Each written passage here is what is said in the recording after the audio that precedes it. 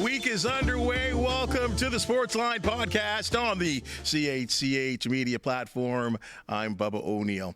What a weekend of sports it has been. So we're going to talk about everything, at least that I would feel was a little bit of, controversial, we'll say. So what we're going to do, as we do a lot of times on the Monday Sportsline Podcast, is a little square off. And over the year that we have done this podcast, there is always one person that's willing to have a debate, and that is our guy, the columnist from the Hamilton Spectator, Scott Radley. Happy New Year, bud. I don't know if you can still say this anymore, but I will say Happy New Year to you. Happy Thanksgiving, Merry Christmas, all the rest. I don't know. By the way, I got to ask you, I've never mentioned this before. That little intro music, did you guys hire Leona Boyd to do that or something? It's very like classical guitar. There's a little funkiness to it. There's a little classiness to it, Very Leona Boyd, very Canadian. Jazzy funk, I like to call it. There you go. Hey, first of all, before we get into what was, as I said, an incredible weekend of sports, and I know that you and I were hot and heavy on the texting because you were infuriated with a lot of things, so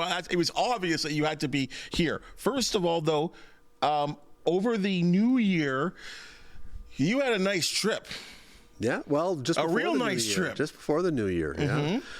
We had, let me just back the story up a bit. We went to Hawaii. My wife and I went to Hawaii. That's somewhere she'd always wanted to go, and that was great. But we had a number of people our age who had suddenly expired that we've known over the years. Mm-hmm. And then if you go back even further, there had been a column by a columnist out of the States who was saying, I'm going to go cover the Paris Olympics, and I've been doing this job for 40 years, and then my husband and I are going to take the trip we've always wanted to take, except he dropped dead of a heart attack 2 weeks ago, so I'm retiring immediately. And you start to say, what are we waiting for? Yeah. Right. You got to, not going crazy, but once in a while, if you've got something that, again, my wife has always wanted to go to Hawaii. Why would you not? And so we just decided, let's do it. And if you've never been, this is for an ad for the Hawaii Tourist Bureau. Do it. Amazing. Yeah. Amazing. I've heard it's a very expensive. Yes. But I think what I've also heard, and I think you kind of echoed to this, it is everything that the Caribbean offers, but there's just so much more because it does have a little bit of North America in it. Very safe. Felt very safe and beautiful and clean. And yeah, if the Hawaii Tourist Board is listening, I'm willing to go again if you want to send me for any particular reason. Mm-hmm. I'm not above it. No, it was amazing. Beautiful, right? Amazing. Yeah, absolutely. And again, it's one of those things that you put now this is getting really deep, and this is not what we do here, but this is fine. Philosophical, but like you save and you wait and you plan for the future, and at a certain point, you start seeing these people who are around you not having that opportunity. And so you say, okay, you know what? It's good to plan for the future, but it's also good to do some stuff now while you can.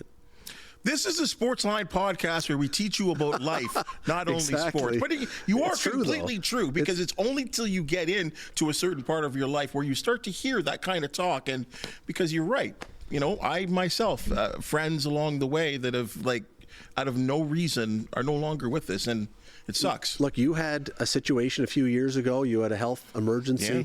We know people who have had them, and we're here today, and we're saying, I'll do that tomorrow. And again, really deep. But tomorrow, you don't know.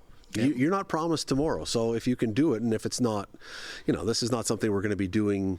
We're not clearing out the retirement fund to go away every week, but, it's okay. Speaking of tomorrow, there is tomorrow for some teams this weekend that are participating in the NFL playoffs, and some teams where there is no tomorrow. We'll start locally. The Bills 27, Ravens 25, and I thought just an exciting affair. I'm a Bills fan, have been since 1980, and I've rode this emotional roller coaster, and that game provided it all.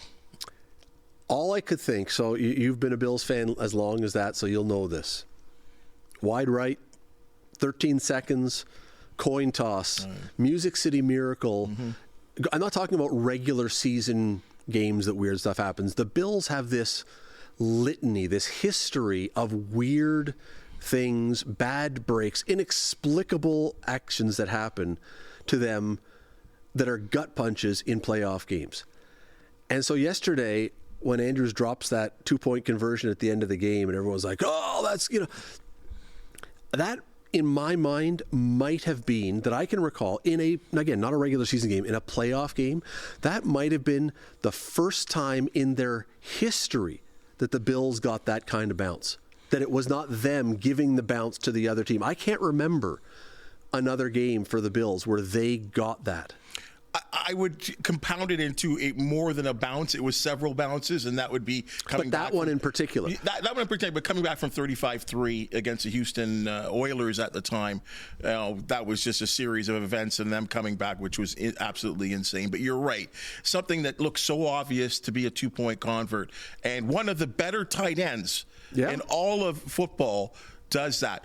I think of what I want people to look at. I'm wondering if he caught it because he was going in backwards. Because he went down, I'm not sure if the ball even breaks the plane. Have a second look at it, but I guess that's another thing we can debate about.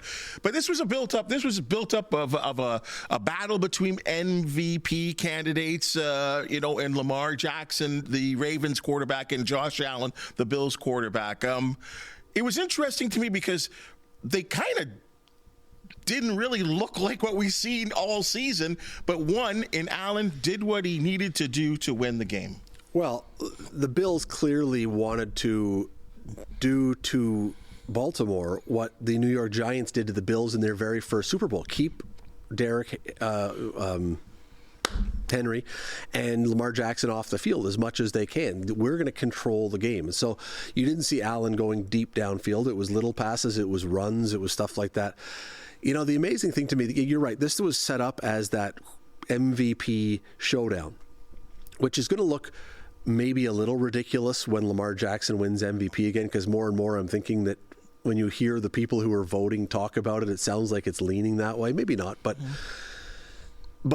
it is a regular season award. It is. But my point was, Lamar Jackson has an incredible weapon in Derrick Henry. And Derrick Henry was the guy who was much more valuable to them yesterday than Lamar Jackson was. When he got going with the run, that's when Baltimore started to go well. When he couldn't run the ball, they couldn't do anything. And Lamar Jackson had the best numbers of his career this year. It's not, in my mind, any coincidence that it's the year that Derrick Henry arrives and diversifies the offense. All the commentators were correct. The Bills were in a bad spot because what poison do you choose to take? It's true. And they did an exceptional job. But looking at that game and then looking at the stats of how many games this year, anytime Henry was held under 90 yards, I think the Ravens were 0-5 or 0 something like that, 0-3, 0-4, I don't know what it was. But I don't think they won a game where he didn't rush for 90 yards. I'm going to make the argument, and you may think I'm crazy, but I'm going to make the argument that I don't think Lamar Jackson is the MVP of his team. I think Derrick Henry is the MVP because he is the guy that frees up Lamar Jackson to do. So Lamar Jackson's a great quarterback. I'm not arguing that he's not a great quarterback. Right. But he was freed up to do so much stuff. Receivers were so open because linebackers had to step up and not drop back into coverage because you have to stop Henry. I just think Henry is the MVP of the divisional. It's funny because now the narrative will continue for Lamar Jackson. Yep. I believe 3-5 in playoffs now. A guy that I think he's going to win the MVP. So he's a possible 3-time NFL MVP winner. Not a candidate, winner. Mm-hmm. And that his playoff career, his postseason career record at 3-5, it's not really attractive. And Josh Allen's 7-5 now. So explain to me, because I also think, and we could both end up looking like idiots here, but I also think that Jackson is going to get the MVP. I think he is. Yeah. And so last year, Josh Allen has the best stats. But they say, well, it's not the stats, it's your team, and it's your team winning and everything else. So this year, Jackson has the better stats, but Josh Allen has his team. And keep in mind, how many Pro Bowlers did Lamar Jackson's the most in the AFC? Have 8. The most. It was the most. He was in that. And the Bills have 2. Yep. At the beginning of this year, did not every commentator say that this is the Bills' off year? This is the Bills' rebuild. No doubt. Josh Allen's lost all of his receivers. The championship Jets and the defense. The window has closed. Yep. All the rest of the stuff. Closed. And Josh Allen, maybe his stats aren't as great, but 13 guys catch touchdown passes. The ball is moved around. We all eat. Everybody eats. All this stuff. To me, the argument about MVP, most valuable player, if you take Lamar Jackson away from the Ravens, are they a 500 team? I would say easily. If you take Josh Allen, put Mitch Trubisky in. Don't even start that. Do they have? Do they have 5 wins this year? No, it's not. I don't think they do. I don't think that they have 5 wins. If you take, to me, the most valuable player, it's not even a discussion, but we get into, it's like everything else. Stats become the storyline sometimes if we want them to. It's funny because the media in the States and the ESPN talkers, and it really did kind of go back and forth. I thought there was a time this year where it was Lamar Jackson hands down. And then there was a time late season where it was Josh Allen hands down to me. I think what clipped it for Jackson is the 4,000-yard passing. Well, it was first time anyone at 800, and he actually rushed for over 900 yards.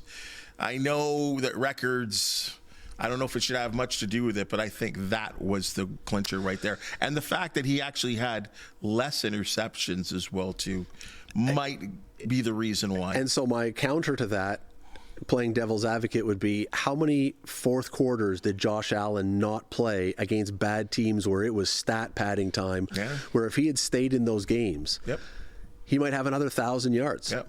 Last game of the year. You've got teams beaten down. They're down by 35 points. You could go in and just start throwing the ball all over the field. Mm-hmm. This always comes back to something local. I always remember this. Kyle Quinlan. Everyone remember Kyle Quinlan, the quarterback for Mac, won the Vanier Cup?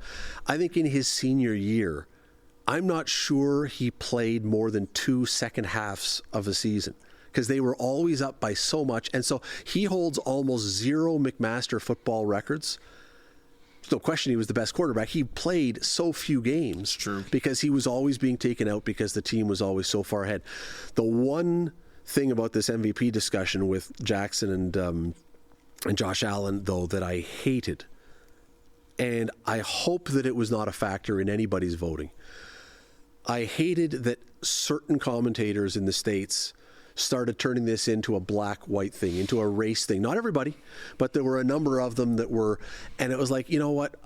Those guys, you saw them at the end of the game, huge respect for each other. It was beautiful. They don't have a problem with each other. I don't think that a coach in the league would have a problem with Lamar Jackson. I don't think a coach in the league would have a problem with Josh Allen. To me, that became a distraction that was kind of disgusting because it had Josh Allen said nothing racist. Lamar Jackson said nothing racist. No. There was no racial component, and yet that, for some, became part of it. And it's like, put that away. That's got nothing to do with this. I mean, I won't even give that any day of the light. But you heard it. I did hear it, and I kind of... It made me want to vomit, quite honestly. It's got nothing to do with it. Because I don't think it had anything to do with it. I do understand the black quarterback narrative. I do believe there's still a little bit still left of that. But, I mean, he'd already won an MVP trophy twice, right? So I don't think we even need to go there. Josh hasn't won one. I would still argue to many that Josh did more with less. And I agree. And I think that's the way it goes. At the end of the day, Baltimore, they're going home. Bills are moving on to Kansas City. That's for another show. Commanders 45, Lions 31. Holy mackerel. I thought there was a lot of people that thought the Commanders could compete, but the Lions coming off a bye week, the greatest show on turf, at home, starving crowd, everything weighed in favor of the Lions, and from the opening quarter, this one looked like this could be a ball game, and it was. 5 turnovers? Yep. That's the end. 5 turnovers. You can't turn the ball over 3 times probably and win that game. But 5, you can't do it. In the NFL, the margins between the really good teams are small. And you give a team 5 possessions extra, you're going to lose. And you're not only going to lose in the short term like that, you might give up some points, but the other team, the confidence, Daniel's confidence just builds and builds. You know, the one thing about Lamar Jackson yesterday that we said early on, because of the struggles he's had in the playoffs before, my son and I were sitting watching saying, after those 2 turnovers, is it now in his head? Does he start to overthink stuff? Well, the inverse happens with Daniels. When everything starts going well, does he just go, I can do this? Lions? Who cares? They're first place. I don't care. I can do this. I think Jalen Daniels, and again, I go back to 1980 when I really started to lock in on the National Football League. He is the best rookie quarterback I have ever seen. First of all, I didn't think this team had a chance to make the playoffs. They had an unbelievable season. They won 12 games, I believe, and add on 2 playoff wins right now. They just beat the top seed in the NFC. How many? He has six wins this season within the last 6 seconds of a football game. And when you shoot him, or at least my TV talk here, when the camera's iced on him, he's just sitting there, no expression, not nervous, seemingly enjoying the moment. He is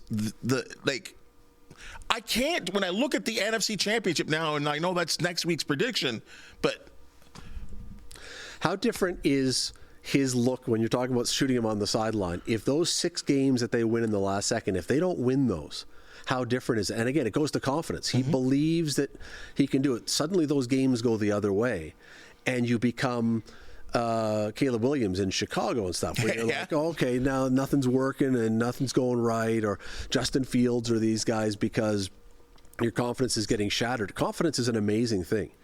And so, we'll see next year. Like this year, they're rolling, and we'll see next year if some of those, because in baseball, often they'll say, oh, those one-run games.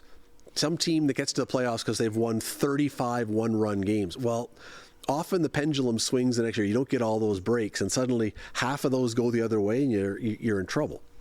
We'll see next year if he keeps this rolling, or if some of those go the other way.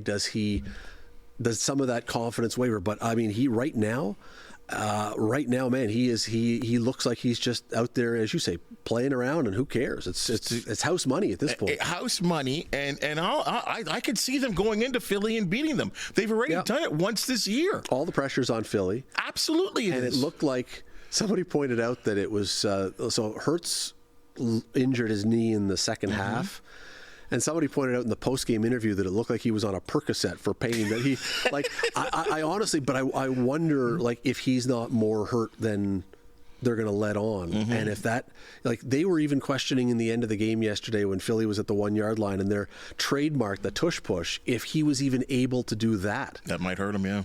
And if he's out, wow, now Washington really, you got to give Washington a huge chance. I mean, look, Saquon Barkley is amazing, but you still have to have a quarterback and a threat of the passing attack if you want to have a running game. Because if you don't have that, everybody just stacks the box. And I don't care if you're Saquon Barkley or a Mack truck, you'll eventually stop them, because if we're gunning for only to stop the running game, any team can stop the running game. Now, you're giving up an awful lot downfield. Right.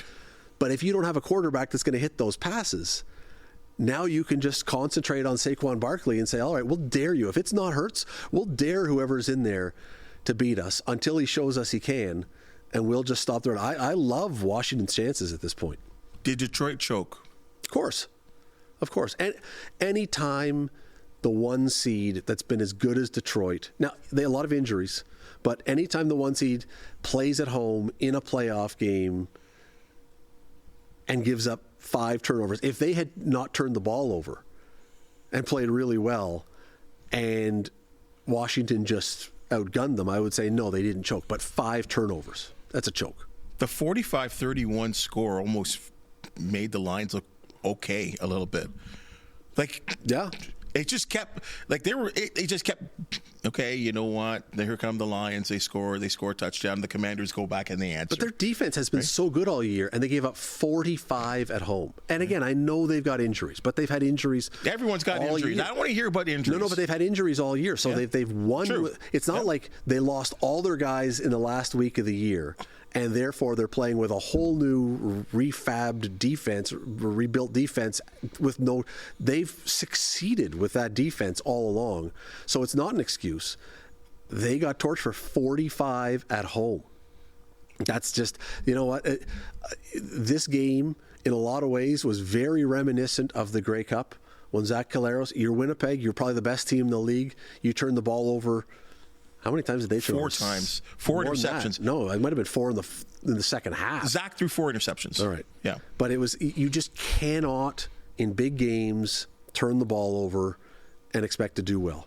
No, I don't care who you are. What I'm worried about the Lions just going forward as they look forward and try to, they went to the championship game year prior. This bit of a disaster. Well, it was a big disaster. And looking forward to that team. This is what happens when you get good. People want a piece of you, right? And their offensive and defensive coordinators are gone right now. Mm-hmm. And Dan Campbell is not a tactician coach. He's a motivator. He's a guy that you saw him crying again. He's not Bites that kind kneecaps. of he's that kind of guy. But that's what he is, and that's what makes them tick. So you lose their masterminds on offense and defense right now. Is this as good as it's ever going to get? I would have said yes, but it's exactly where the Buffalo Bills were a couple of years ago. Dayball leaves, and you think that they're going to be done. And then the defensive coordinator, whose name is eluding me, leaves. And you've got guys that are going because of money. Leslie Frazier. And you've got guys that are leaving because of money. And again, we started the show with this. All the commentators, all the pundits said the Bills have lost all their talent. They've got nothing this year. They showed that you can do it if the GM down in Detroit makes wise moves. But if it's simply we're cutting a bunch of guys because we got to give everyone else big increases and we're going with half a lineup of stars and half a lineup of first-year guys, no, then you're not going to win. It's got to be the right guys. But it's probably the end of the road, but it's not necessarily the end of the road. AFC Divisional in Kansas City, Chiefs 23, Texans 14. Yet the victory is not what people are talking about. The loss and the way it happened is what everyone is talking about, and it is unbelievable. Social media, commentators, I haven't heard guys like Joe Buck and Troy Aikman so vocal about, quote, here we go, the officiating in this game, and in particular calls where Aikman, a former player, questioned a certain amount of plays. Let's hear what the Texans had to say. Let's hear what the Texans had to say about this game first. We knew going into this game, man, it was us versus everybody. Right? When I say everybody, it's everybody, all of whatever. Everybody, the naysayers, the doubt, right? Everybody. Yeah, those things are tough. I'm not going to go back and forth on what I thought was a call, what I thought wasn't a call, and it's one of those things you kind of know what's up before you even walk in the arena. Everybody know how it is playing up here. You can never leave it into the ref's hands, but the whole world see, man, like what it is, bro, but it is what it is. It's real tough when it gets down to this, that this is what the topic of conversation is. It actually was a pretty good football game, and the Chiefs kind of pulled it out as they always do. But this is conversation of the referees is what's going on. And has been for years. And yes, it's been growing in years. And, of course, as the Chiefs, looking at a third Super Bowl, they have been one of the powers in the National Football League. You had pointed out to me there were at least 9 calls. I actually found a roll of tape that in that game alone, I believe it was 9 calls that were either ignored, missed. So I'll ask you, do the Chiefs always get the call? Okay, so that one, if you look at it, now the ref was obscured, but doesn't actually touch his helmet, or if he does, it's like with a whiff of paper. This is the hip drop tackle, which is a point of emphasis this year in the league. No call against Kansas City. This one is ridiculous. Running around, and he didn't give himself up. That's not a quarterback giving himself up. That's just a guy going down like any other person would do. Is this the offensive pass interference, that he's just running his route and he gets called for offensive pass interference? That's not an offensive pass interference. What do we got here? Oh, was this the... that's the hold on 74 off to the side there, which they don't ever get called in. Now, that's a possible... If that's Mahomes, a lot of people say that's a roughing the passer. That one, a lot of people say he was at the first down marker. That's hard to say because that yellow line is not a real thing. I thought it wasn't close. Number 74 here. This is the one to me. Number 74, the right tackle jumps on almost every play. If you watch, and here's a kick that was the missed kick where he is offside, and guys get called in the NFL all the time for lining up in the neutral zone. They've got a finger in the neutral zone. And so here's the thing, is that you can say that, it's all over social media and everything else. You can say, all right, those were just some calls here or there. Those were some that were missed. But there is a repetition to this, and it's not just us, and it's not just Bob on social media. Again, when Aikman and Buck and the players and the coaches are now talking about it, like everybody knows this is what happens. Whether it's a legitimate thing or not, it's a thing. Because when the perception has become that the officials gives preferential treatment to the Chiefs, it's a thing the league needs to take seriously. And when you now have tons of tape, again, the one that drives me the most nuts, that number 74, Taylor, I think is his name. Watch a game. He false starts 50% of the time. He's rocking back before. That's a false start. Everybody else gets called for that. And somehow, I don't understand. So here's the thing. I've thought a lot about this, and I don't believe, even though I've had my moments, I don't believe the NFL has sent out a memo saying, get Taylor Swift and the Chiefs to the Super Bowl. All right? I don't believe it. And I'll tell you why I don't believe it. Because even though it's easy to buy the conspiracy, if such a thing ever were to happen in a league that is all about betting and everything, that would be the death of the NFL. There would be billion-dollar lawsuits from gamblers. There would be the whole point of a league is its credibility, that you're on to me there is no way that there is a concerted, planned, scripted move to help the Chiefs. So this is sports, not entertainment. This is not the WWE. I don't believe it. Now, who knows what we find out down the road, but I don't believe that, because I think the risk to the NFL is far greater than the reward to the NFL to such a thing happening. However, when you're officiating a Chiefs game, so what's the reason then that they seem to get so many calls at such key moments of games? Remember the Super Bowl a couple of years ago? They got a holding call downfield or a pass interference call where he barely touched a guy. And at the time, I think Chris Collinsworth was called the game. He goes, we see that every play about, and they never call it. And here with the game on the line, they give the Chiefs the game, basically. And you say, all right, so if it's not a fix, why is it happening? I believe that if you're an official calling a Chiefs game, you know, first of all, that's the biggest game of the week because it's the Chiefs. They're the defending champs. Mahomes is the face of the NFL. You are subconsciously hyper attentive to anything that involves that team. It doesn't explain why 74 never gets called for a rocking start, but it accounts for why little things that other teams don't seem to get the call, the Chiefs get the call. In the Lions game, Goff, do you see the hit where Goff got just smashed in the face? If that happens to Patrick Mahomes, I guarantee you that's a penalty. In the Bills game last night, Lamar Jackson got hit late by Milano out of bounds a little bit. Everybody knows. Twitter went nuts because everybody knows if that's Patrick Mahomes, he's getting that call. And so to me, it's a hyper focus on that you're quick with the trigger. But why the Chiefs? Because they are the team. They are the brand. Taylor Swift is there. They are the highest ratings. You know, if you're an official assigned to that game, you're almost certainly getting the highest ratings of the week. More eyes are on you. And heaven forbid you be the official that lets a late hit go on Patrick Mahomes, the face of the NFL, and he gets hurt and he's out for the season.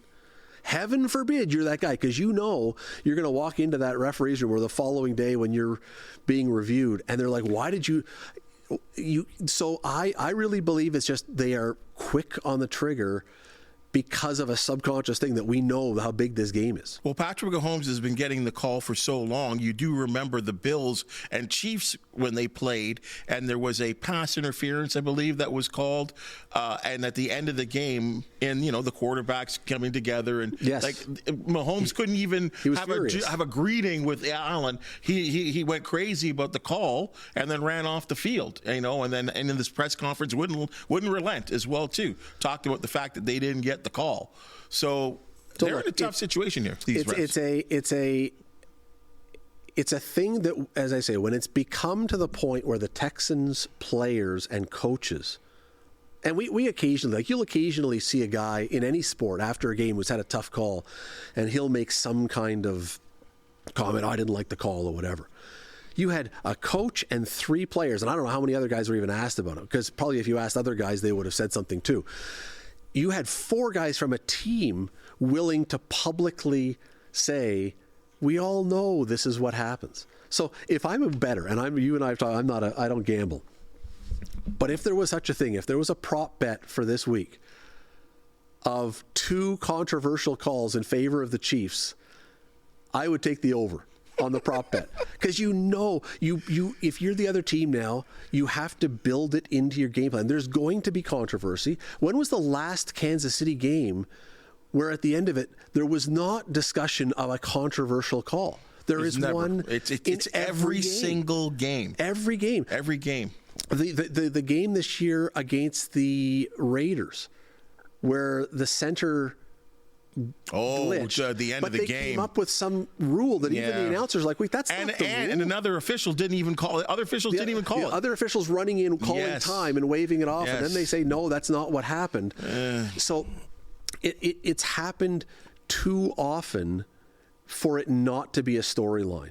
It's happened too often for it not to be a storyline. And that's why, even if the Chiefs were to beat the Bills and go win a 3rd straight Super Bowl, I don't believe the Chiefs will be, at least in this generation, celebrated the way other great teams of the past have been, even though they'd be the first team to three-peat, because so many people will say, I think every team kind of, there's some New England's got a lot of buts too. Okay, hold on. Right? Yes, but I just watched something today before coming in here where someone had gathered together, and you can find it on Twitter, you can find it online. It's a video, and they said, I keep hearing that Brady used to get all the calls that Mahomes got. And it is 5 minutes of Tom Brady getting blasted after throwing the ball, late hits, full body contact, landing, all the stuff. And it's like, wait a second. No, I don't think sure, they got the odd break here and there. But I don't believe that, maybe it's short-term memory, maybe it's recency bias. I don't believe the Patriots got the same volume. The tuck rule. I don't believe, okay, there was a fumble this year where Mahomes is he fumbles, and they said, no, that was a throw. And again, it's always controversy, and where this falls apart for the NFL is, it's always controversy, and the call always seems to go to the Chiefs. They had I know you got to run on the next topic, but they had the vice president of officiating on for the NFL on the pregame show yesterday, explaining, because people are asking him, explain you showed the first 2 there on Mahomes, the hit that was roughing the passer, and then the one where the 2 guys hit him. And he went on there and he, broke it down by the letter of the law, this is okay. But that doesn't seem to be the application with other guys. That's the problem that people have. Not that you've applied the rules. Mm-hmm. It's that, but when you apply the rules, why are the rules then not quite the same? Why is there a Mahomes rule? I'll tell you one more thing, and this is really probably very unsportsmanlike, but if I was another coach, and not in the playoffs because it's too much, it's too costly, it's too important right now, but next year, if Patrick Mahomes decides he's going to play that game where he runs toward the sideline and then slows down, that move, I'm telling my guys, if he's near the sideline, even if he's heading out, you hit him and knock him into the 3rd row. If he's going to play that game, we're going to get 15 yards anyway. So I am going to take 15-yard penalties 2 or 3 times, and he will stop because it'll hurt. He will stop doing that. You can't do it in the playoffs. Because he'll keep getting the call. Yeah, but you're getting the call anyway.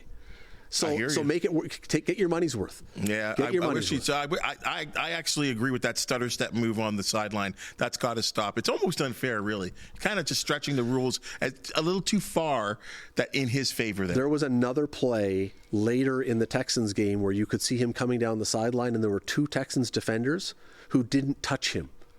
They angled him because they knew you're not going to get the call. You're going to be called. You're going to be called. So yeah, I'm sorry if it's unsportsmanlike or cruel or whatever. If he's near the sideline, as long as he has 1 foot in bounds, we are hitting him like Scott's going to blast them. We are hitting him like he's a softball at the big boys softball tournament drinking beer. It's just like he'll stop or he'll be stopped. Now that you're all fired up, Thank you. Now I'll take it to a whole new level here. We're a month away from pitchers and catchers showing up to Dunedin and Major League Baseball. And as it stands right now, the Blue Jays have made literally one move in terms of off-season movement, right? They got Santander. What's his name? Santander, and then they've got Jimmy Garcia as well. They brought him back as well too. Yeah.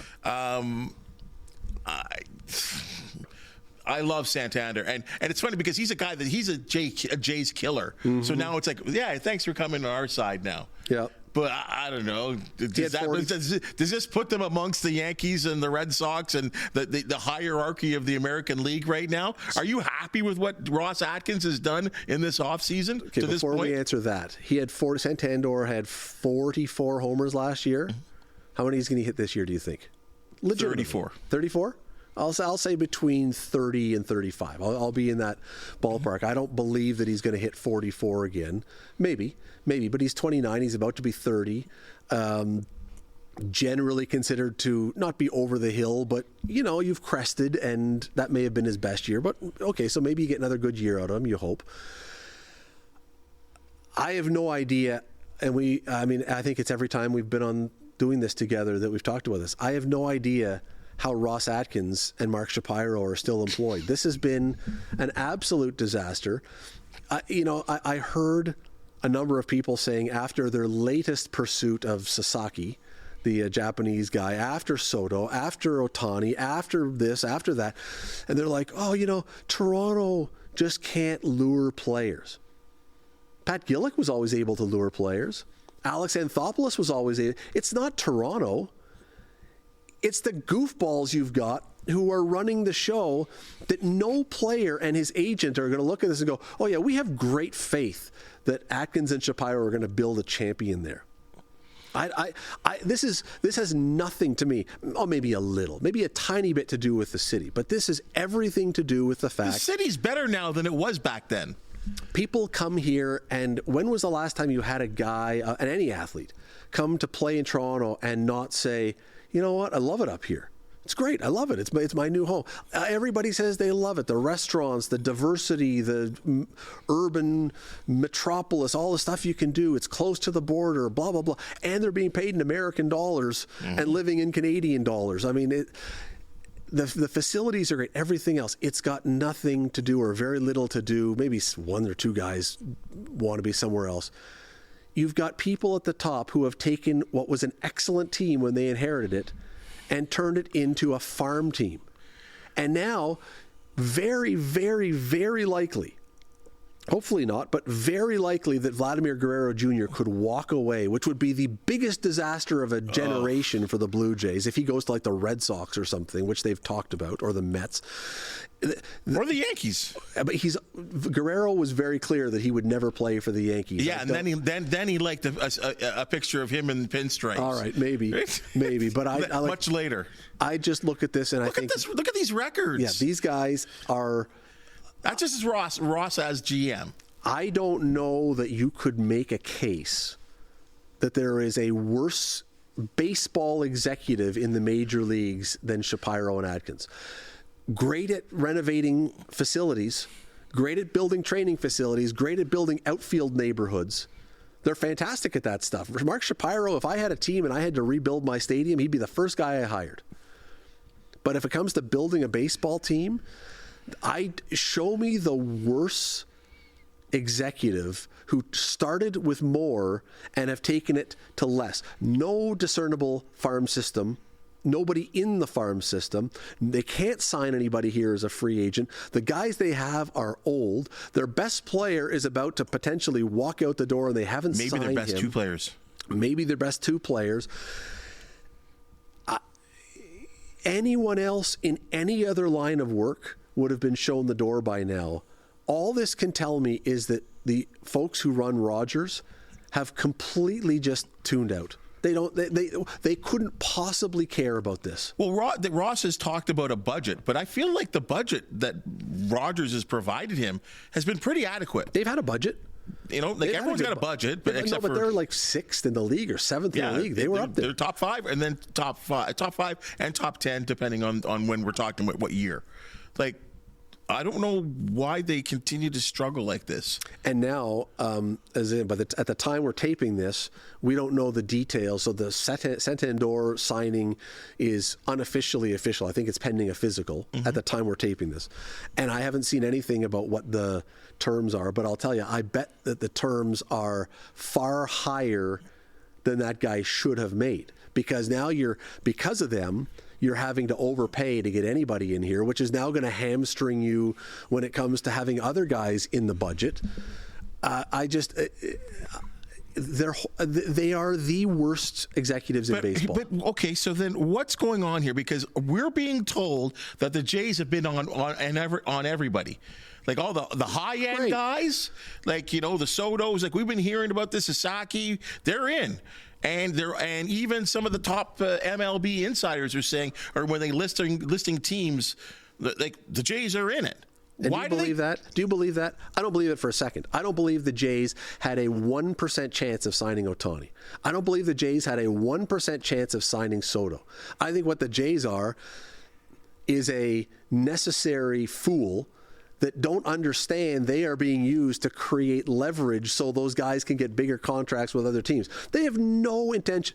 This reminds me of back in the day when Hamilton was that for NHL teams. If you don't give us a new arena, we're moving to Copps Coliseum. Nobody was ever coming here.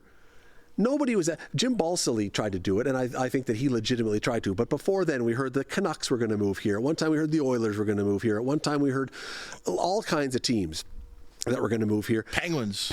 But they were never really coming. Hamilton was the threat. We were the fulcrum for the leverage that you can push down and say, we'll go to Hamilton if you don't give us what we want. And eventually, that's what the Jays are. That's all the Jays are. You think that Ohtani gets $700 and whatever million if the Jays aren't saying, we'll give you $700 million? No, the Dodgers, he probably gets $500 if the Jays aren't doing that. You think that Soto gets what he gets if the Jays aren't the useful idiots who are providing the pressure point for Scott Boras and all these guys to drive up the price of their guy? So we're just a bunch of puppets. These guys are. Pat Gillick wasn't. Alex Anthopoulos wasn't. Gord Ash wasn't. There have been great general managers here who have not had a problem getting guys to come to Toronto. They traded for Ricky Henderson. They signed Dave Stewart. They got Dave Winfield. They got Paul Molitor. They got all these guys who wanted to come here. Jack Morris. Did I say Jack Morris? Jack Morris came here. All these guys back in the day. Toronto was never a problem when you're winning and when there's a belief that the people running the team have some foggy clue of what they're doing. But again, Shapiro and Atkins, I'm ranting now, but Shapiro and Atkins, you got them here from Cleveland. What did they do in Cleveland? Nothing. So somehow in Cleveland, they're geniuses. They never did anything. Their teams were never any good. Once I think they made the playoffs. But their teams were never any good. They come here, they destroy the franchise, they gut the farm system, they've not built the farm system, they can't lure anybody, the teams are worse than they were before. That idiotic trade again with Cleveland to get international money by taking on a huge contract of a guy who's probably going to be in AAA all year. Oh, he's no good. He's got one of the worst batting averages in all of baseball. They are hopeless. And the only way this gets resolved, I'm convinced, and it will never happen. I remember back in the day when Jim Hunt, Shaky Hunt? Sure. Before, when it was a rough time for the Jays, he says, you know what should happen is the fans should just boycott. And I think they had the biggest crowd ever that night after he said that. But if the fans would stay away and say, screw it, you're going to be playing in front of Oakland A's level attendance. That's maybe it's never going to happen, but maybe Rogers then pays attention. But as long as you're still selling the place out and selling beer for $18 a can or whatever it is. But they got the new, they got good food choices now. Roast beef sandwiches, Jamaican patties. You can get it all now. Shapiro has done a magnificent job with the stadium. Yep. But as a builder of a baseball franchise, you could have gone out and hired a donkey, and it would have been no worse than the Blue Jays are right now. You would have got a chimp to spin a wheel and said, what are we going to do this time? And it would have probably been the same result. They've been horrible.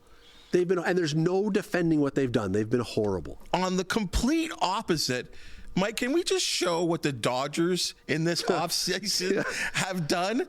Like, this is what blows me away. Whoa. This is a team that just won the World Series. Yes. Thank you.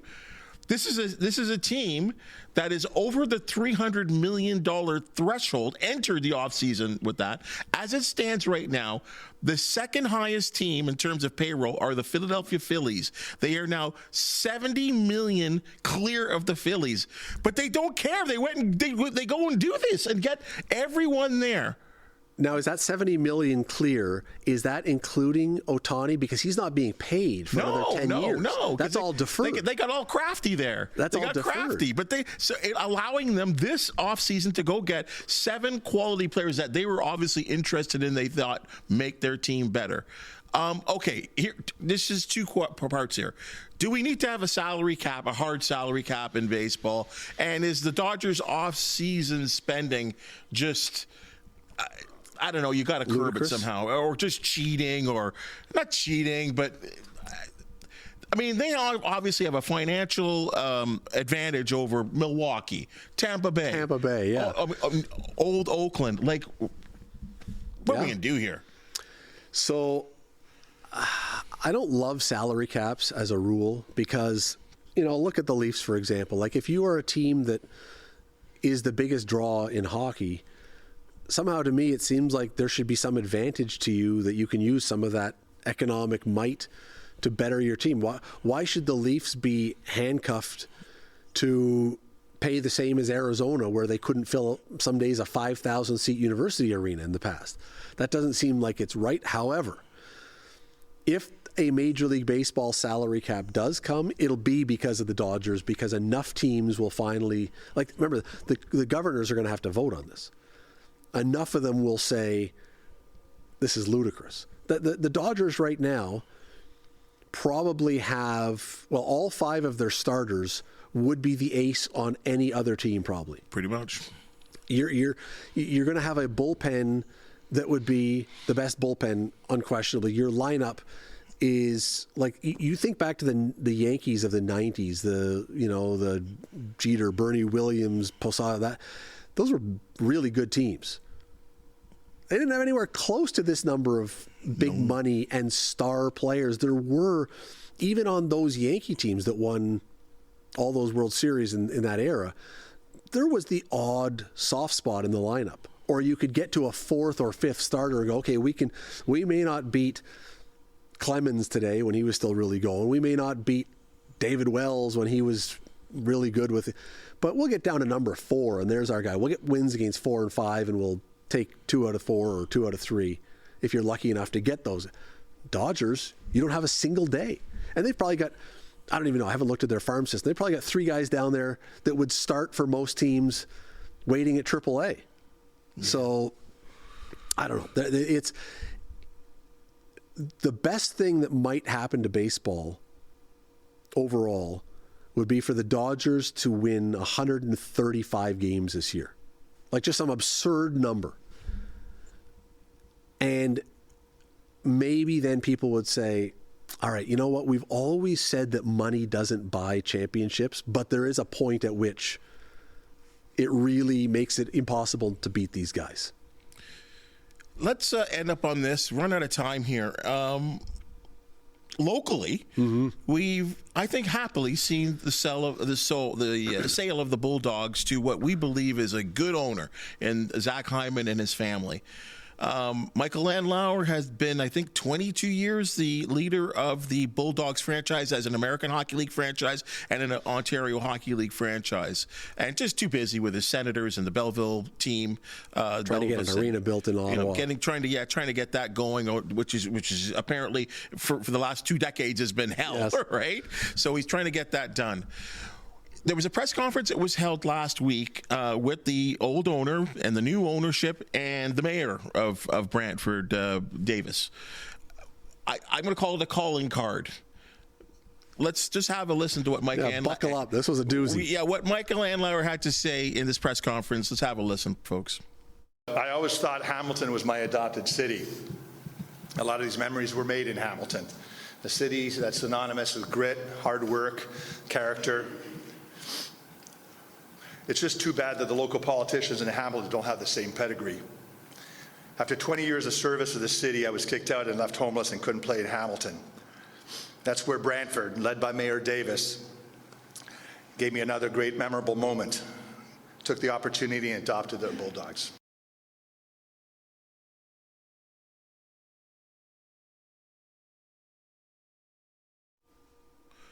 Interesting enough, on my social media page, there was a lot of people that weren't happy with Michael for saying that.